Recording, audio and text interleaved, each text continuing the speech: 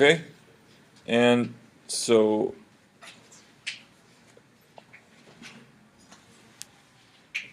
somebody else who didn't do a point around there, what would you predict the rate of change, that his estimated rate of change would be something close to? What would you predict around that his rate of change was, based on looking at the graph? 1/2. Okay, he wants positive 1/2. Sam likes it? Okay, what'd you get? 0.68. 0.68, okay. 0.68. 6895? Yeah. So 69.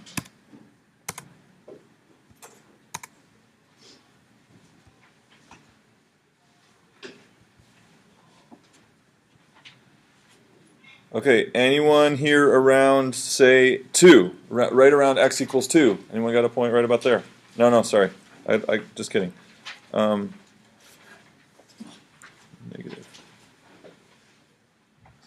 So let's say, how about like around 3.5? Anyone around 3.5, 3.7, 3.8? Calvin? I got 3.5 and 2.13. 3.5 and 2.13. 2.13.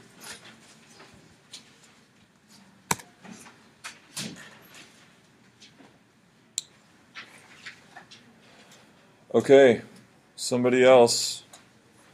Let's predict what Calvin got for his estimate at that point. What would you guess?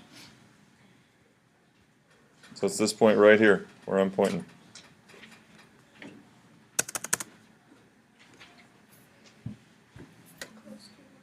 What's that? Close to 1. Close to 1. Agree with that? Let's try Charles. She wants 1. What would you predict for right there?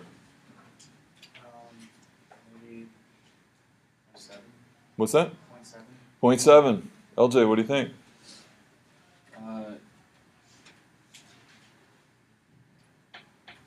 Like close between, it'd be negative, negative 1.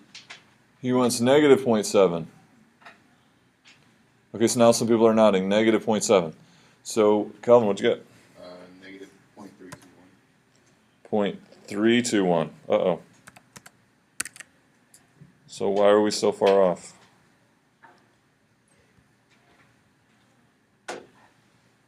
So let's talk about, what does that number mean? What does the number negative 0.32,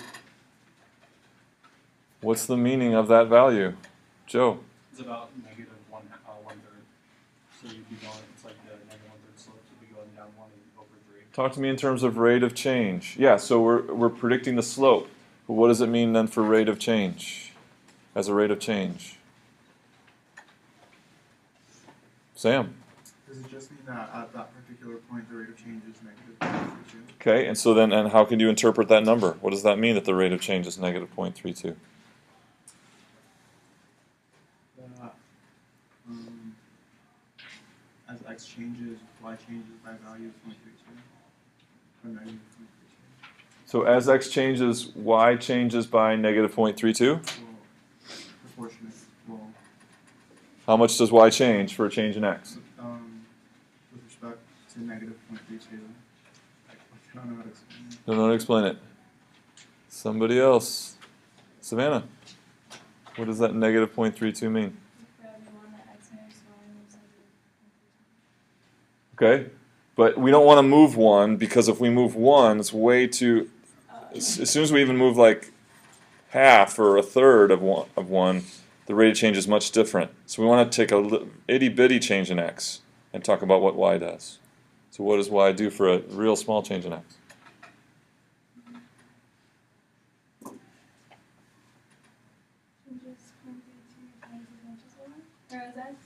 Changes 0.32 times as much. Or Changes is that? Negative 0.32 times as much. What do you think? Jerry, you agree with that? Ben, can you say it in your own words? What does the negative 0.32 mean? Y is accumulating at negative 0.32 times the accumulation of x at that point. Okay? So for, yeah, that's another way to say it. If we changed x a little bit, we expect y to, so Joe, what were you going to say? For every three changes in x, you get one change in y. Yeah, but we don't want three. See, three changes in x, that's true, but three changes in x puts us way out here. So it only makes sense to talk about real small changes in x, not changes in x of 1 or 3. So we can only, it really only makes sense to talk about a very small change in x. So for a very small change in x, what could you say?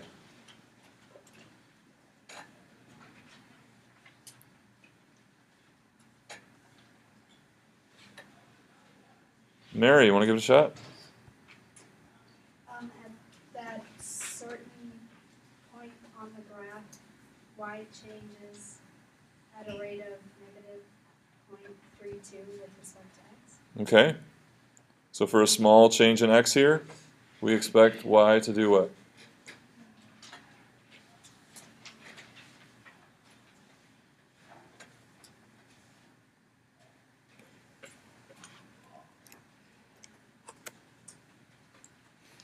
For a small change in x,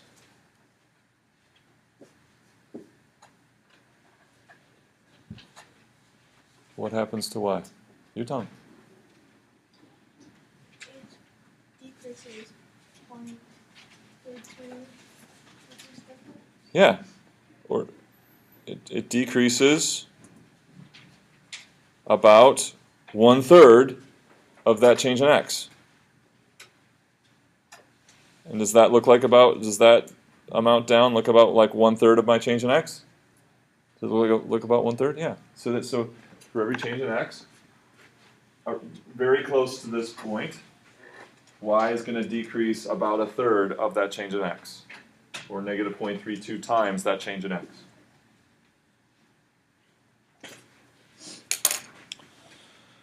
Okay, so what if we wanted, so at his point there, 3.5, 2.13, or let's go back to this one.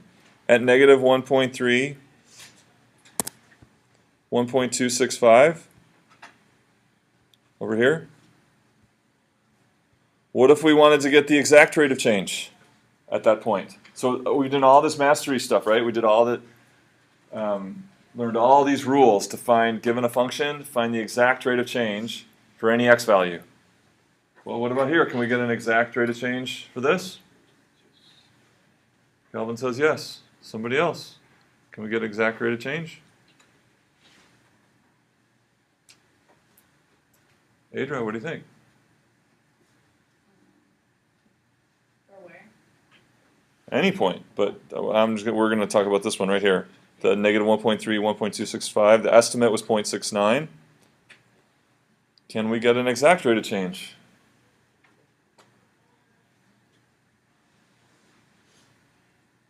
And if so, how?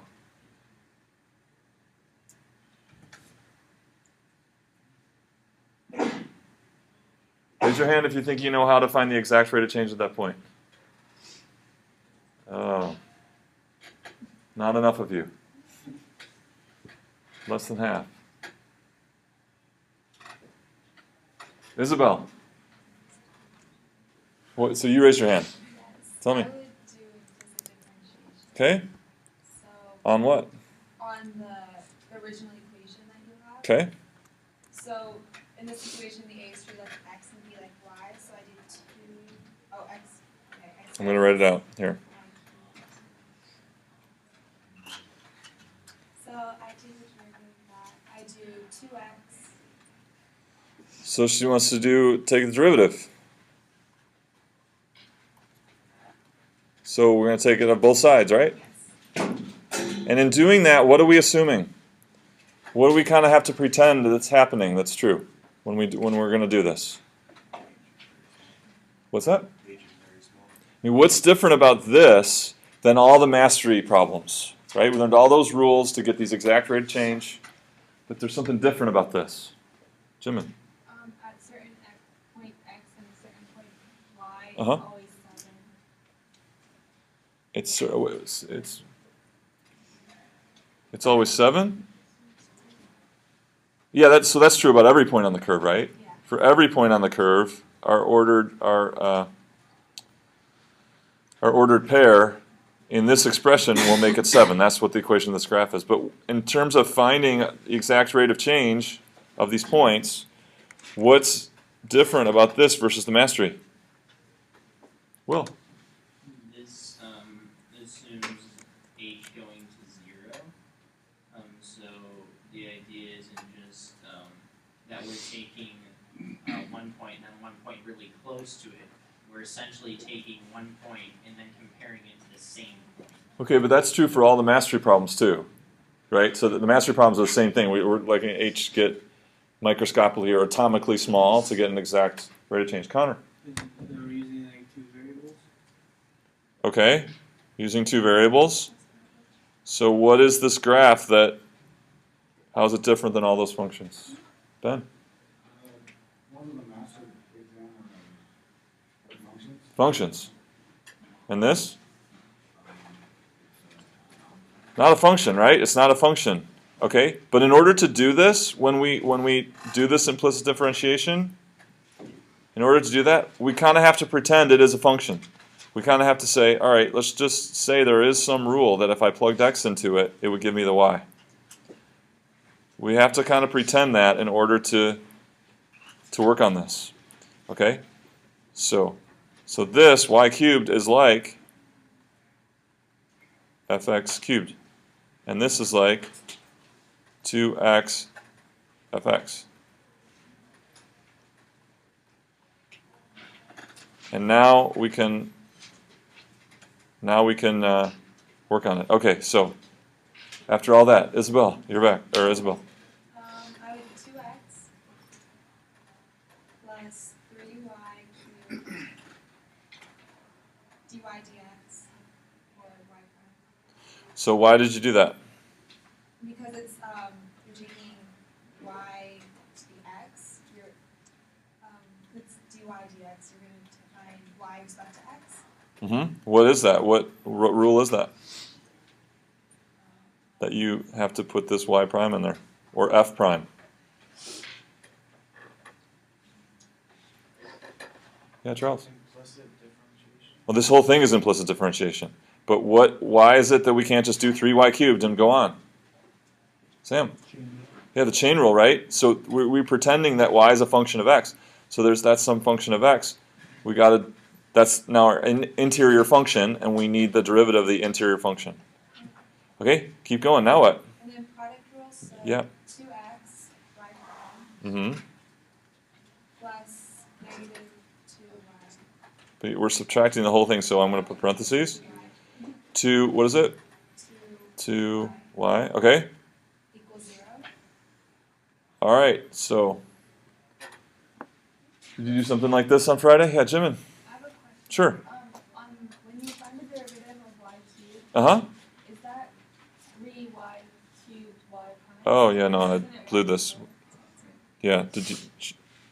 She probably said that, and I wrote it down wrong. So 3y. Thank you. Okay. Is everything else correct? And what was our goal? Our goal is to find exact rate of change. So what does that drive us to do here with this equation if we want the exact rate of change? What's that? So every term that has y prime, we want y prime equals. So every term that has y prime, we're going to leave on the left.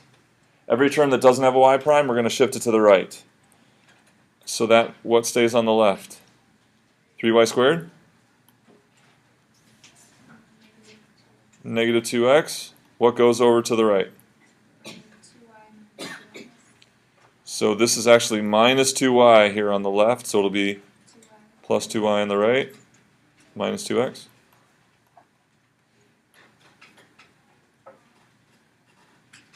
So we got a formula here. Y prime equals this formula. How is this different than our exact rate of change functions that we found on the mastery?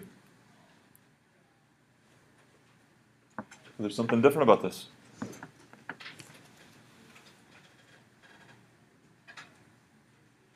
Kirsten, What's different about this versus all those rules that we learned to find exact rate of change functions? That, like, the answer itself? Yeah, or the answer. about it? The answer is different. How is it different? That it's not, I don't know. I don't know. Okay. Jack. Is this no longer set to a variable, or it's no longer set to a number? Because like on the first equation, it was set to numbers, so like the equation is equal to 7, whereas now it can be any number. No, I'm comparing this as a rate of change formula to all the rate of change formulas we found in the mastery. Like all those things we found. That one's, since Something's it's not very different about this. Since this one's not a function, there's going to be 2 sets of, is it going to be 2 sets, or is it going to be like 3 sets or 1 set of Okay, now you're getting on the right track. Joe. Wouldn't this one only be specific to this graph? Well, not necessarily, but what's the nuts and bolts here? What's totally different about this? You tell me. It has Y in it. Yeah, it has Y in it. You see this? All the ones we had, it's just X. You can just plug it in X and it spit out the rate of change. Plug it in X, spit out the rate of change. But now this has Y in it also, right? So these formulas have Y in it also. So in terms of finding the exact rate of change, why do we need that? Why does this need to have Y in it? Jim? Because it's not a function, so Okay. there's, like, for one input, there could be multiple outputs, so you need both coordinates. Right. So look at X equals 3. If I said find the rate of change at X equals 3, what would you, Will, how would you respond to that? I said find the rate of change of this graph at X equals 3. What's that? How would it, so, and what was this do? Will this give us 3 different answers?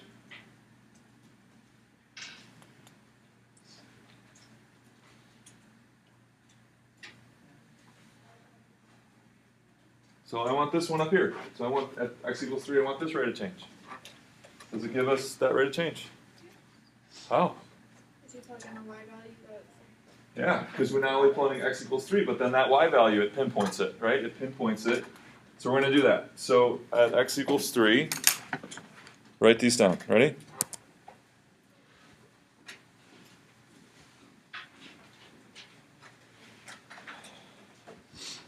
X equals 3 and 2.26. Y equals 2.26. Okay, X equals 3 and 0.34. That's the second one. And then X equals 3 and negative 2.6. So tell me what we had again. 3 and what? 2.26. 0.34. And this last one is negative 2.6. Okay, so let's predict before we find these exact rate of change. So let's start with this one down here. Prediction. Rate of change. Patrick, what would you guess the rate of change is right there? -1. Negative 1. Okay? How about at 3.04 right there? Andrew, we could guess at the rate of change right there? I would say it's -1 as well. Negative 1. Agree? Would it be positive 1? Yeah, if X changes a little bit, what does Y do? Alright, so would we say both of these are about a magnitude of 1, positive 1 and negative 1? Or do you want to change one of those? I think the bottom one was -1. Bottom one. Roman, what do you think about the bottom one? So it's like -0.8. Negative 0.8. It's not quite for X. Y doesn't make it quite down as far as what X would change, right? So it's going to be less than 1. Or closer to 0. So maybe negative 0.8, positive 1. All right, what about this one up here? Chrissy, can you make a guess at that?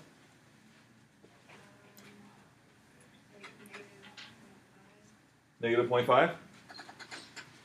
So if I changed X a little bit, Y would go down about half as much? That's fair. Okay, so now find the exact rate of change. Find the exact rate of change at those 3 points. Go.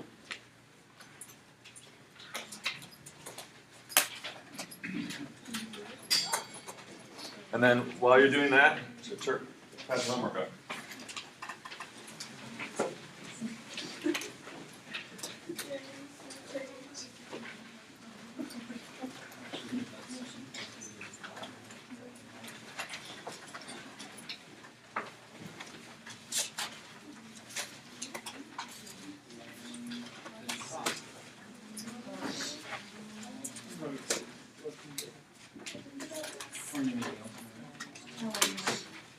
One more.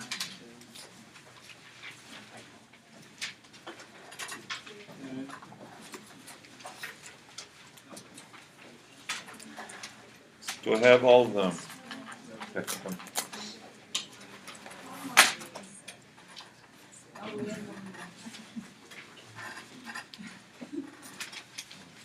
Now do I have all of them?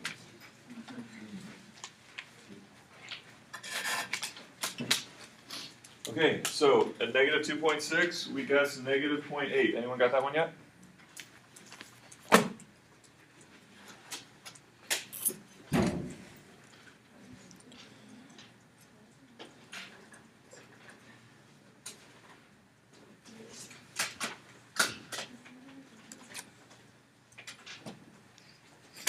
So what are we doing? We're using this kind of complicated formula over and over again. How can we have graphing calculator do all the heavy lifting for us?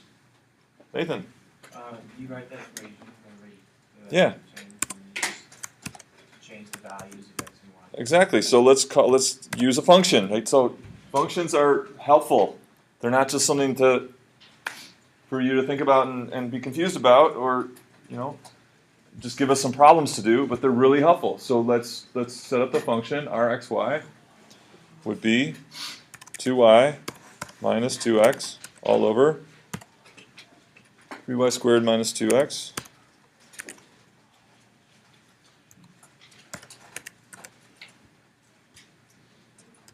And now all you have to do is invoke the function. So put in 3, 2.26.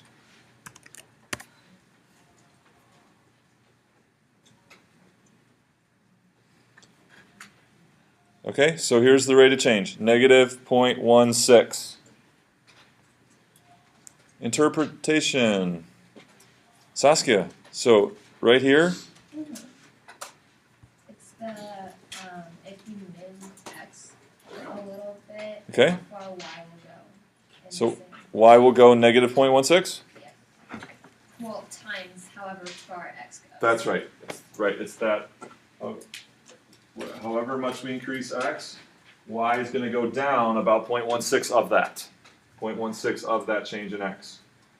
If it's a very small change in x, right? If the change in x is too big, the rate changes too much away from that, so it doesn't work anymore.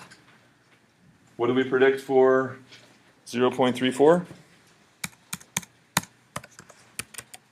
About 1, and that's what it is, 0.941. That was right here. And then negative 0.26, Roman, what'd you say? About 0.8. Negative or positive?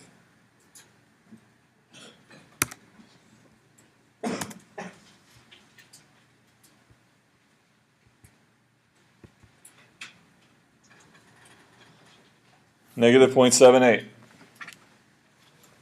Very good prediction of negative 0.8. Okay, so we absolutely need the x and y coordinate in that formula because there are points on graphs that are not functions that you have the same x or the same y. Okay, so given the same x, we're going to need y to be part of it too to get that right rate of change at those points. Does it make sense?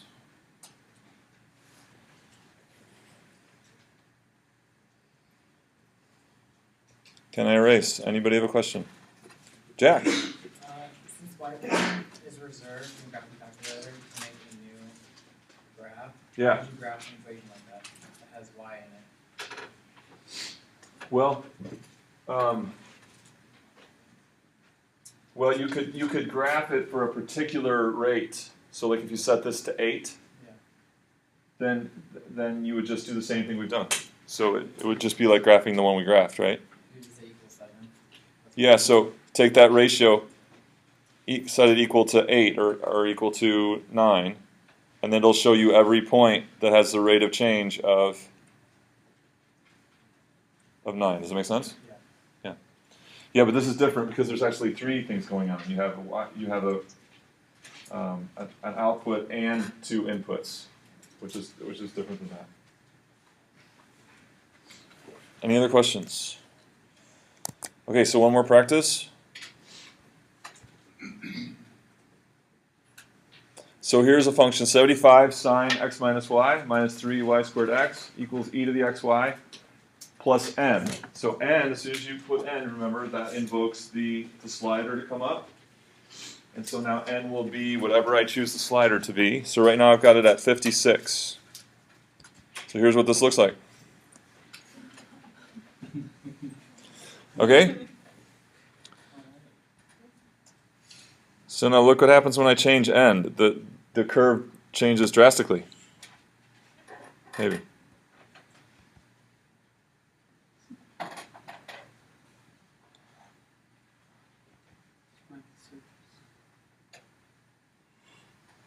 Okay, so you can get all kinds of crazy stuff. So let's pick one.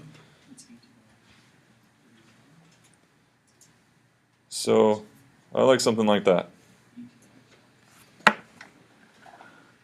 So can we get an exact rate of change function for every point on this graph? Can we get an exact rate of change function? It's not really a function, but yeah. Yeah, well it is. It's a function of two variables. So find the exact rate of change function. Go.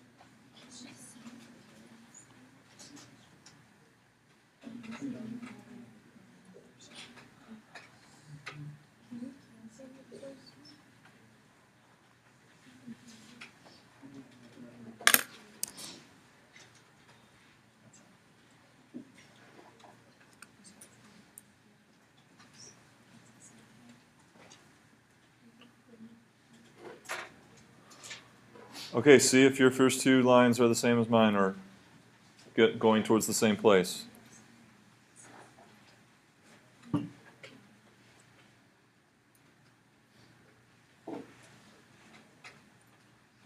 If you disagree or you have a question, don't hesitate. Speak up.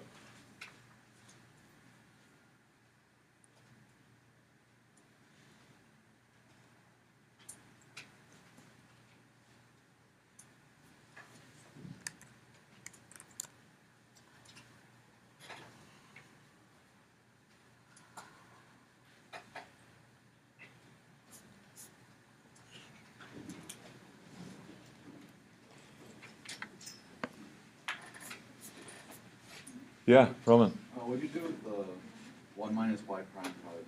So that's going to give us two terms. The one with the y prime is going to stay over here. There it is right there. Okay. The other one, just 1 times this, that comes over here. Okay. You see? Yeah. So I kind of skipped steps to streamline the process.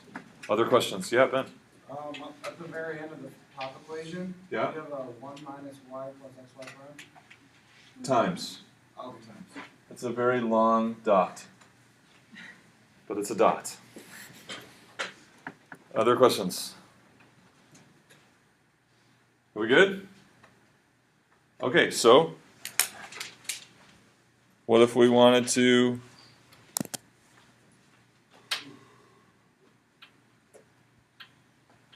right here at 2?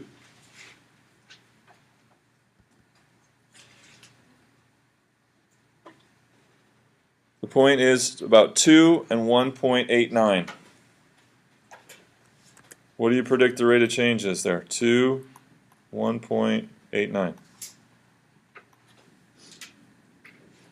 What do you think? Dalton, can you make a prediction there? The rate of change at that point?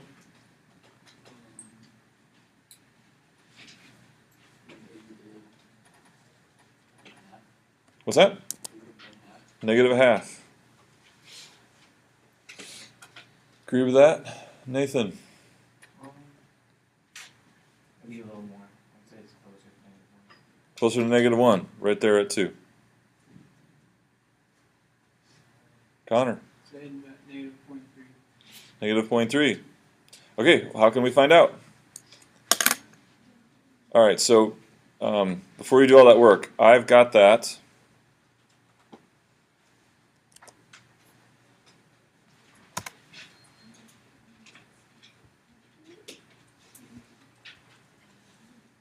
Oh no, shoot, I lost it. Okay, so yeah, we're not going to take the time, but yeah, let's do it. Let's do it. I didn't save it and it crashed in between class.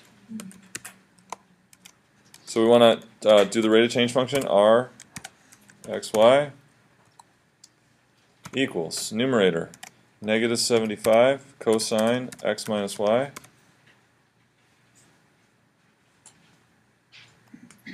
plus 3y squared plus ye to the xy.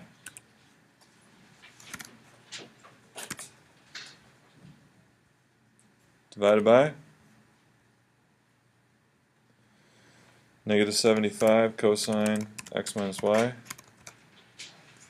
minus 6yx minus x e to the xy.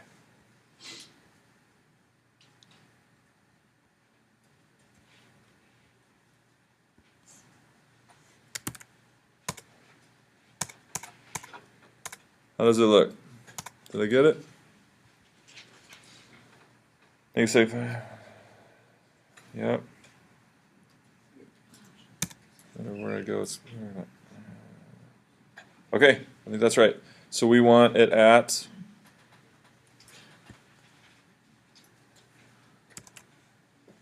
r of what? 2, comma 1.89. Rate of change? It is negative, but it's about 1/10. Yeah, because right around here, if I zoom in on that,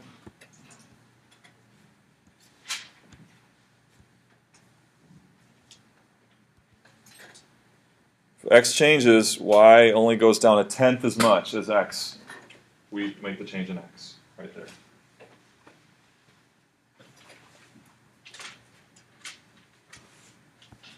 So that's what that exact rate of change function is giving us. We give it the ordered pair, and it gives us the rate of change at that point.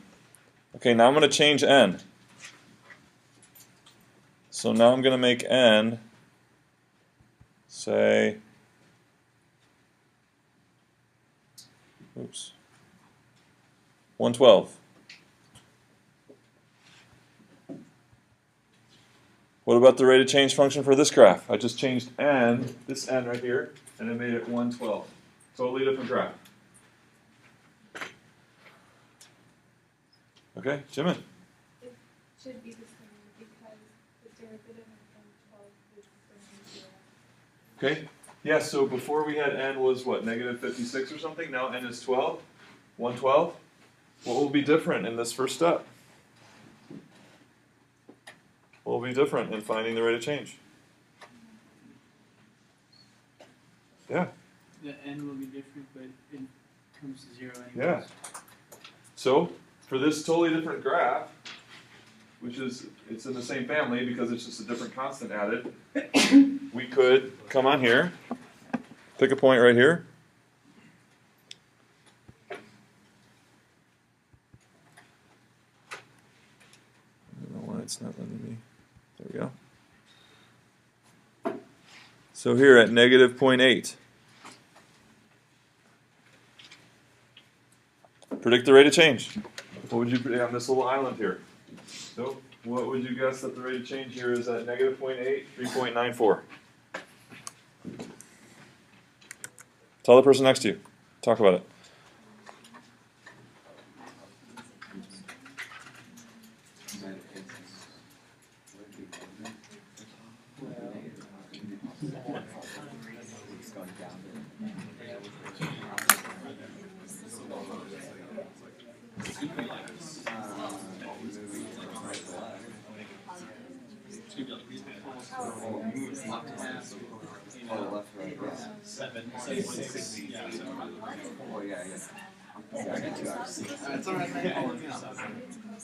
Okay, everyone got your estimate? We'll see. Well, this is a game. We'll see who's is the best. Ready?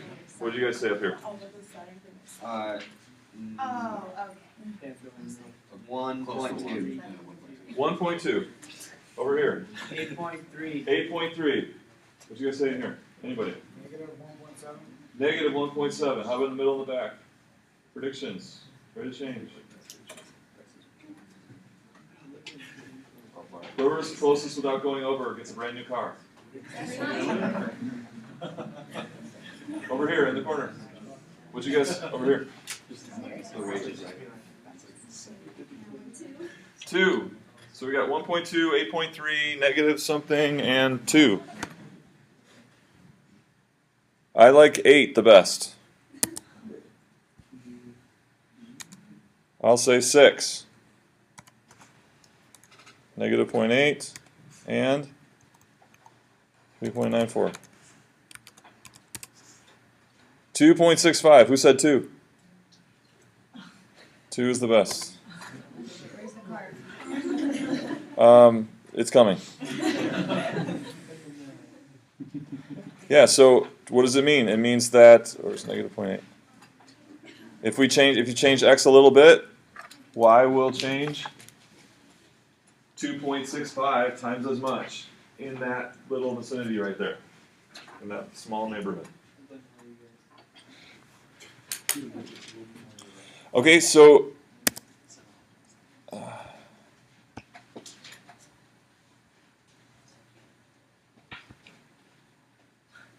all these curves have the same rate of change function. We use that same rate of change function for all these because all I'm doing is changing that constant.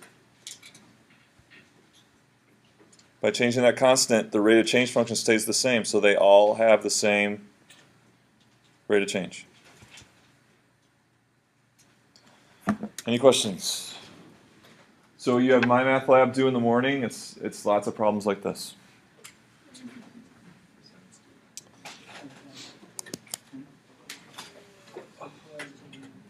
Okay, so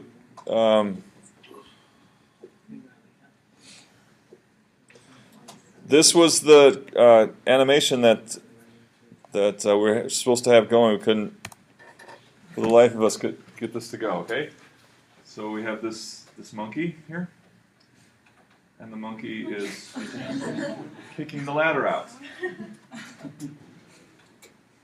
So this is the situation. Okay, so let's ask some questions about this. What do the quantities x and y represent?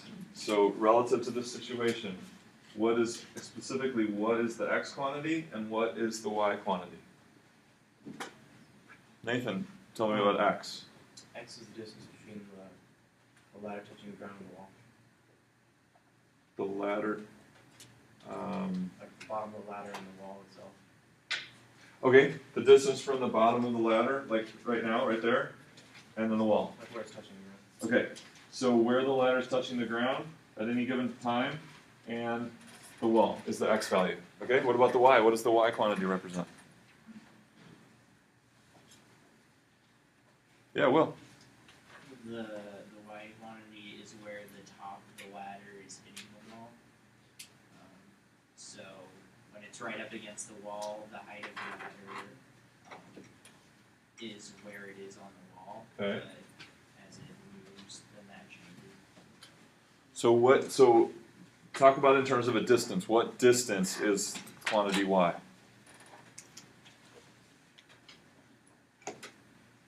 It's the distance that the top of the ladder is from the ground. The distance the top of the ladder is from the ground. What do you think? Yeah, that's what it is. So x is the distance that the bottom of the ladder is from the wall, and y is the distance that the top of the ladder is from the ground. That's right. Okay? So how does x vary? What would you say? From when the monkey kicks the ladder, x vary, how does x vary?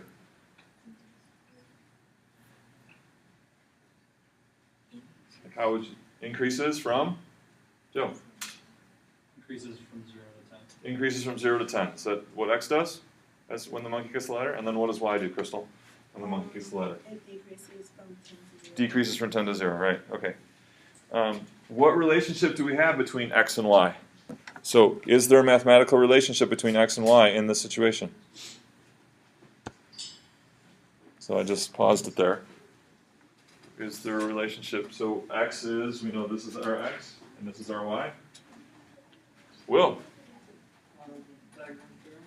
So tell me.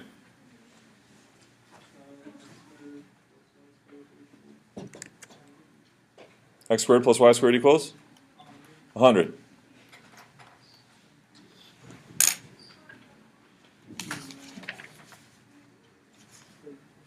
Okay, so on what you guys worked on was finding on Friday was finding y, the change in y with respect to x. So for a small change in x, how does y change? Okay, and that goes along with the implicit differentiation we were doing today. So finding y prime would be finding the rate of change of y with respect to x. Let x change a small amount, how much does y change? So at the beginning, when the monkey first kicks the ladder, tell me about that rate of change. It's not pausing. There we go. So around here, for a change in x, how does the change in y compare? What's the rate of change of y with respect to x? Bailey. In general. So for a change in x here at the beginning, right after he kicks, what about the change in y? First of all, is it negative or positive? It's negative. Negative. Large negative or small negative value? For the, Small. yeah, because for the changes in x here, the ladder doesn't come down very far, right? What about towards the end when the ladder's almost hit the ground? Source the increase. What about now, the rate of change of y with respect to x? Kim?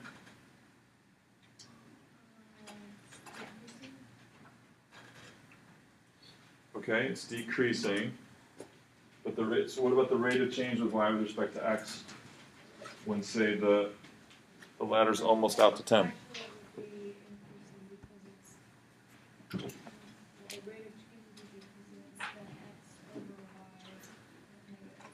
It would be getting bigger than negative. Right, exactly. So it's here compared to the beginning, the rate of change is much more negative, right? For the same change in x, we see a much larger decrease in y. Okay, so it's a much bigger negative rate of change. Good. Okay, well there's another way to look at this.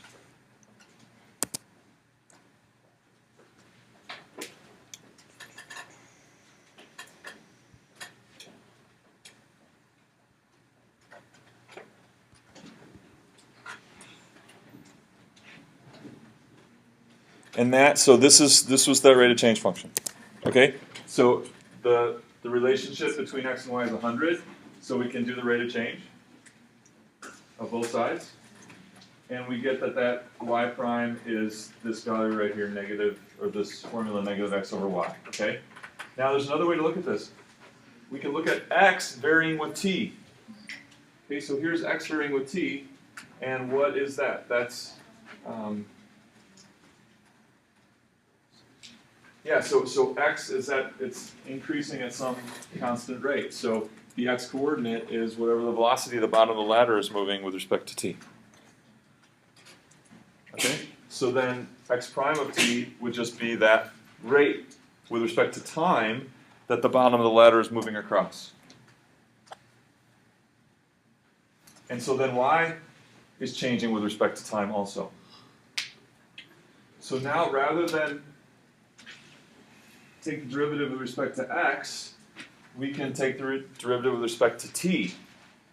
Okay, so with respect to t, what will x squared, what will the derivative be with respect to t? So the derivative of x squared, but now with respect to t. So what we're doing now is saying this.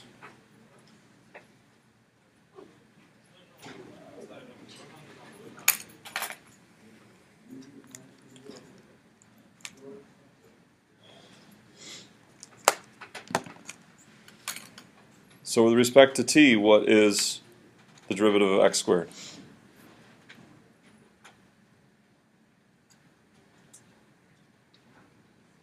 Still follow the rules. Jenica, what would you do? 2x. T the prime. Okay, so now we need the chain rule, and so it'd be the rate of change of x with respect to t, or x prime of t. So now both involve the chain rule now because both of them are functions of t. So then we have 2y, y prime t, and this is still a constant, so it's still 0.